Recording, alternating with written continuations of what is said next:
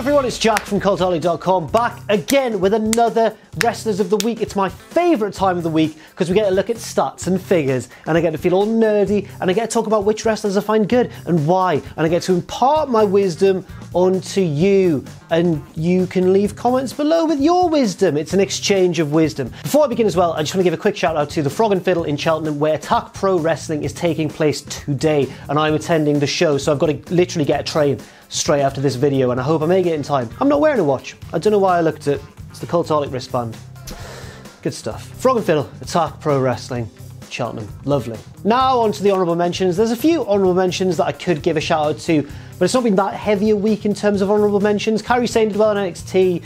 I think also probably Andrade, Cien Almas and Sin Cara deserve a shout out for their work on SmackDown. Seth Rollins over on Raw, as per usual, put in a very good performance. But the main honourable mention I want to talk about is Tama Tonga, who didn't wrestle, or he did. He took part in like a nothing tag match earlier on in the show. But at New Japan's show in San Francisco, He's now part of the main storyline shenaniganry of the wrestling landscape. I love it. He is going to have some Wrestlers of the Week points flinging his way soon, winging their way to him over the next few weeks. I can feel it, especially when the G1 Climax kicks off this Saturday. Now on to my top 10, and number 10, and speaking of storyline shenanigans, this man, Flip Gordon, has a storyline shenanigan of his own, and it concerns the NWA World's Heavyweight Championship. That's right, worlds, not world. We're all old school hipstery men, and we say worlds with an apostrophe in it. Or has it got an apostrophe? We say worlds with an S. Now, Flip participated in the King of the Indies tournament, and the King of the Indies tournament is a bit of a strange one. Essentially, it's a tournament featuring indie wrestlers to determine the King of the Indies, but it doesn't feature like tippity-top names. It's more like mid-tier indie names, like Flip Gordon. He came second, losing out in the final, but he put in some good performances. That's only part of the reason why he's on the list this week. Essentially, right, look, Flip Gordon has really got one over on bloody Cody and bloody Magnet Nick Aldis as well. He has, because Nick Aldis found out his next challenger for the NWA World Heavyweight Championship. He opened the envelope, took a look inside and went, well, it appears that the NWA and Billy Corgan have played both myself and Cody for fools. Fools, he said, because obviously the NWA champion faces Cody at All In on September 1st. And it could be Flip Gordon. His next challenger is Flip Gordon. Look at his cheeky face. Obviously, if you've been following the storyline, you'll know that Cody's been doing everything he can not to book Flip Gordon at All In. And if he wins this and he goes in as NWA champion, it's the best thing ever, isn't it? I love this storyline, and I hope he wins as well. I hope it does happen. So 1 point to you, Flip.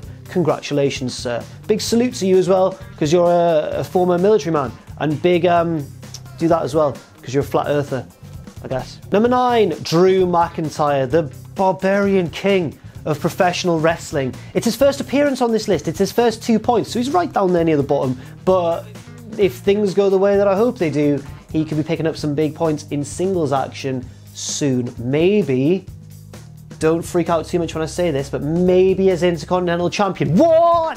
No way. Yeah, that's right, I said it. Basically, Drew had a really, really good match against Seth Rollins on Raw. It was the main event of Monday Night Raw, a poor Monday Night Raw, but a main event that sort of saved the show to a certain degree. And Drew was on fire. It was an awesome performance from him, and characteristically an awesome performance from Seth. But I really loved seeing Drew in main event singles action once again. I'm a big fan of his. Ever since he left WWE, went to the Indies, reinvented himself and came back to NXT, I've thought it's been such a stunning progression, and I just can't wait to see what he does on the main roster. This is the first step in the next chapter of his career, and I think that the next step could be turning on Dolph Ziggler at Extreme Rules. I don't know if that's going to happen or not. I don't know. I hope it does. I should also point out that Drew's done really well getting on Wrestlers of the Week in the same week that he was accused of having sexual intercourse with sheeps by Seth Rollins. So that's really good resiliency, that. Like, to be accused of something like that and to still get 2 points on Wrestlers of the Week, fair play to you. Number 8, oh dear, oh dear. Now, long-term fans of this series who've watched from January will know that there's one man whose underhanded ways have managed to get him to a relatively high position on the league table, and I can't agree with it. It's the undisputed heel of this list, Roderick Strong. Now, basically, for the uninformed, Roderick Strong has this certain tactic when it comes to Wrestlers of the Week, and I'm sure that he does it deliberately. He probably requests to be booked in a certain way to correspond with his standing on the Wrestlers of the Week league table. Yeah, of course he does. Yeah, why not? He basically waits for a bit of a weak sort of week when not much happens. That's a week WEAK week when nothing happens. Sneaks in there with a good match, picks up like 10 to sort of 8 points, and just rockets up the table. He's been stifled a little bit ever since. That was his tactic at the start of the year, hasn't quite been able to do it, but he's picked up a few more points this week, just a cheeky few. I'll talk about why in a second, because, spoiler alert, his tag team partner is also on this list, but Roddy, you dirty dog, you dirty bastard, Roddy, stop it, and get some better boots as well. Number 7, as implied, his tag team partner, Kyle O'Reilly. Controversial booking decision on NXT this week, where the Undisputed Era, represented by Kyle O'Reilly and Roddy Strong, defeated Mustache Mountain to win back the NXT Tag Team Championship. Seems only yesterday that Tyler Bate and Trent Seven won those titles in the UK. And now they've lost them again, under dubious circumstances also. So essentially, yes, Kyle O'Reilly had Trent Seven in a submission. It was a good match, by the way, I should point that out. Kyle O'Reilly had Trent Seven in a submission. Trent Seven refused to tap out because he loves the gold so much. He loves the titles. Tyler Bate threw in the towel. No, it's... What?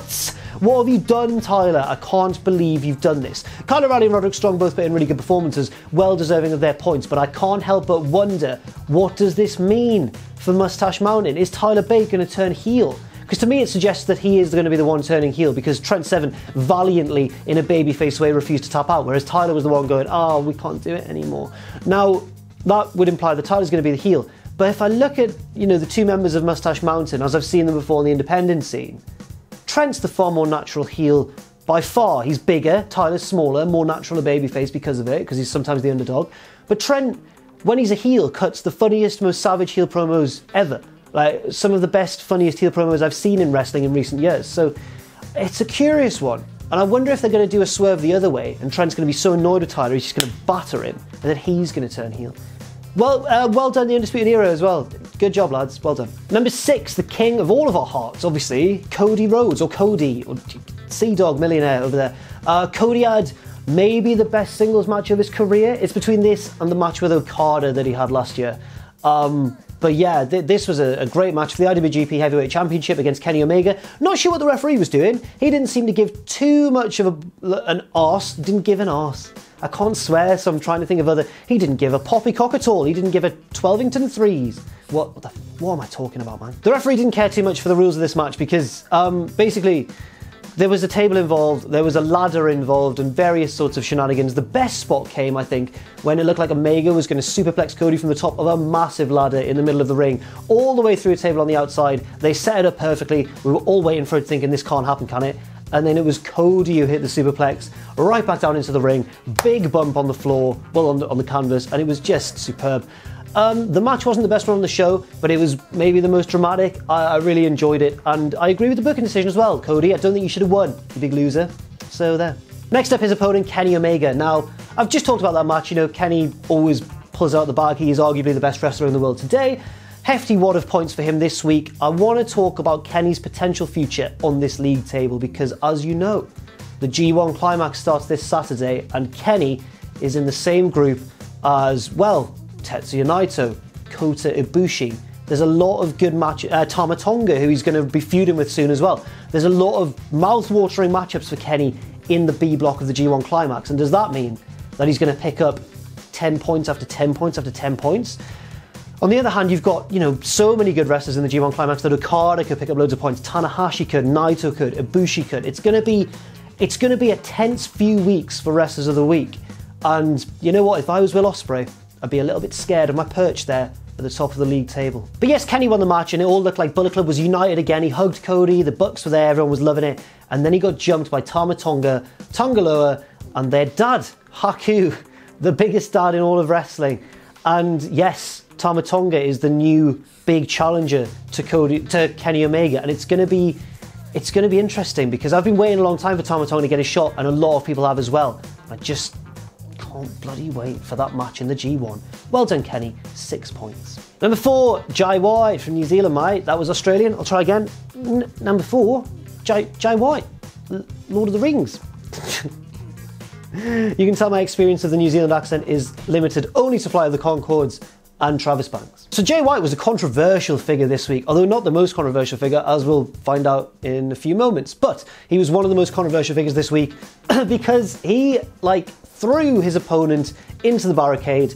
It sent poor old Jim Ross tumbling backwards off his chair behind the announce table.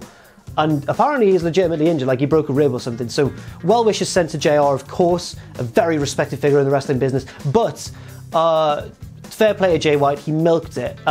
Josh Barnett got up from commentary, tried to chase him around. Jay White was being all cowardly and stuff. Really good. His performance in the match was great too. But interestingly, he's now lost the United States Championship, which was kind of his crutch, kind of the thing that was keeping his push going. Now that it's gone, will the man known as Switchblade be able to continue his push under his own 2 feet? I started to sound like a weakest link announcer there. Like, now Jan got 2 questions wrong in that round, but will the facts reflect the figures? Number 3, Hiromu Takahashi. Again, well wishes must be sent to Hiromu Takahashi because he reportedly broke his neck during this match and still carried on and still retained the IWGP Junior Heavyweight Championship. So fair play, Takahashi, but sometimes watching your matches, man, I just get a bit worried, you know? It's sparked this whole debate online with various wrestlers chiming in saying the New Japan style is not safe. Some of them are saying, nah, it's nothing to do with style, it's to do with the individual wrestler. Some are saying, you know what, wrestling's dangerous anyway, injuries will happen. I don't know, it's a really complex one, and I don't want to chime in too much with my own opinion in this video, because it's not really a place for it. But we hope that Takahashi gets better soon, of course. That doesn't take away from the fact that for the majority of this match, this was excellent. It was maybe the best match on the show. It was certainly also the most dangerous match on the show too. But yeah, Takahashi retained the title, and while we're waiting for updates on his condition, we have to entertain the fact that maybe he'll have to vacate that belt, and that brings up a whole scenario of like, who's going to come in and take it? Will it be Ishimori? Will it be Ospreay again? Will it be Skrull? There's so many possibilities that this potential injury has opened up, but at the same time, it is a sad one. And if he does have to drop the belt, once he's fully recovered, I'd love to see him win it back. So, you know, but a hefty wad of points as well for you, Takahashi. Well done, mate. Rest easy. Number 2, the busiest man this week, and, you know, nearly wrestler of the week. He almost made it. Dragon Lee, Takahashi's rival and nemesis. Now, again, I don't want to chime in too much on this whole debate about why did Takahashi hurt his neck? Was it Dragon Lee's fault? I don't know. I don't know much about the Phoenix Plex or the move that was done. I don't know how to take it safely. I don't know how to deliver it safely. I'm not a wrestler. But, you know, I don't want to suggest that Dragon Lee was reckless in injuring his opponents. You know, I'm just going to talk about what he did this week in a positive light. So basically, at the King of the Indies tournament, Dragon Lee won that. He defeated 3 men en route to victory. And I'm stalling because I've forgotten who those men are. Brody King, Taguchi and Flip Gordon were the men that Dragon Lee beat en route to victory, but that wasn't the most notable thing he did this week. The very next day, after wrestling 3 matches, he then had that awesome match against Takahashi. He must have been exhausted, but watching this match, I could tell, and anyone watching it could tell, that Dragon Lee was just on fire from the start. He was wrestling with an intensity and a directness that you rarely see even in New Japan. How much bearing that had on the eventual injury, I don't know, but as a spectacle, it was wonderful stuff, and that's why I've made him my number 2 this week on Wrestlers of the Week. And finally, I know Sam Driver's going to be excited because number 1 and my Wrestler of the Week is one of his favourite boys, Juice Robinson. Juice. It's not the same, is it? It's not the same as the Moose one. Sam, if you want to leave your own sort of congratulatory message to Juice right now, you can do so.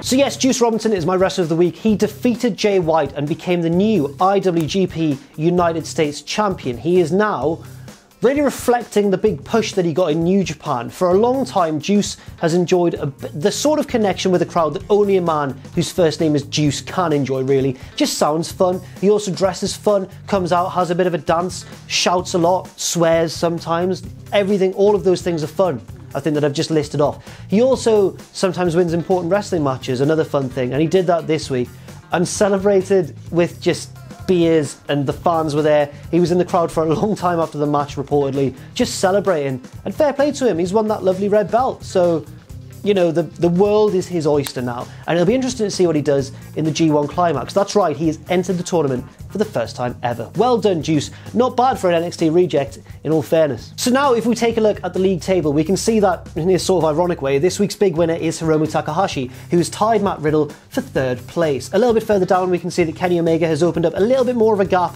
over Big Daddy Walter.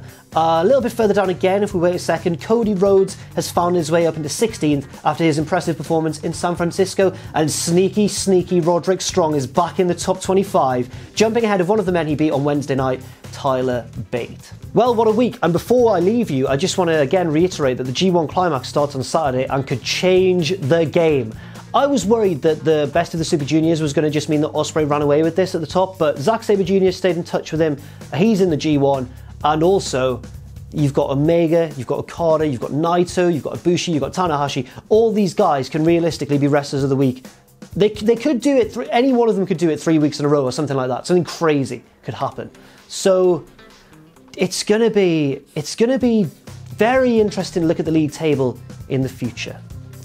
Let me know who you think is going to win the G1 Climax down in the comment section below, and I'll see you next week. My name's been Jack from Cultaholic.com. Thank you very much for watching this video. You can follow me on Twitter at JackTheJobber. You can follow all of us at Cultaholic, and you can check out our Patreon if you want as well. Patreon.com/Cultaholic. And never forget, of course, to join us.